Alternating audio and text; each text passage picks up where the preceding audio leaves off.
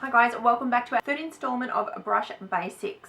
We're up to eyes now. I'm going to show you a bunch of eye brushes that I use and what I use them for.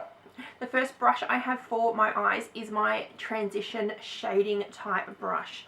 That is these kinds here. These I think are probably the most important eye brush you need to complete any look. This is going to help you go from one shade to another without looking like you've just slapped a bit of colour on. I have a Napoleon set one. I have a crease brush by Zoeva. This is just someone I got on eBay. This is a Models Prefer brush. I think this is the MP8, and we also have a soft crease brush. These ones are really great for blending in your transitions and using them in those windscreen wiper motions. The second brush I have is the small dome shader brushes.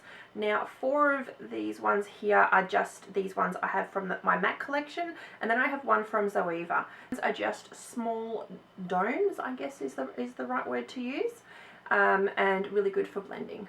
These ones are just good for blending into your crease. So again, just using your windscreen wiper motions and blending in your colour. The third brush we have is our small dense dome brushes.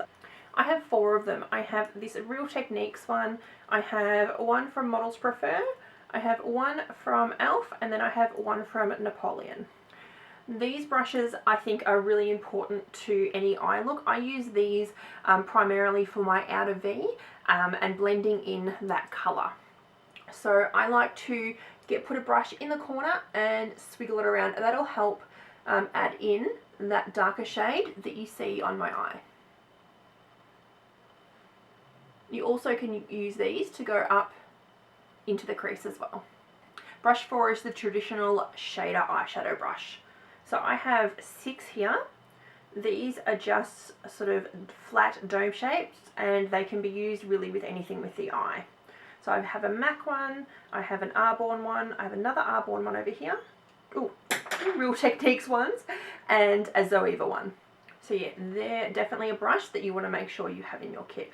I generally like to keep a couple of these with me because I'll use them for different colours, and it just means I don't have to clean them probably as much as I should.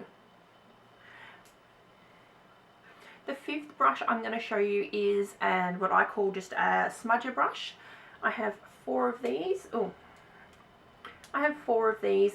These are quite small and dense and definitely good for smudging out colour, lower lash line especially. I have one from Jessup, the C brush from e.l.f. Professional. This is just a little MAC one, and then this is just one of the other e.l.f. ones as well, but they're just small, and they're really good for putting colour and smudging colour right under that lash line. I probably don't use brush number 6 a lot. These are the angled eyeshadow brushes. I probably use just that more traditional brush, but I have 5 of them. I have a really large one, which is just one of the MAC ones.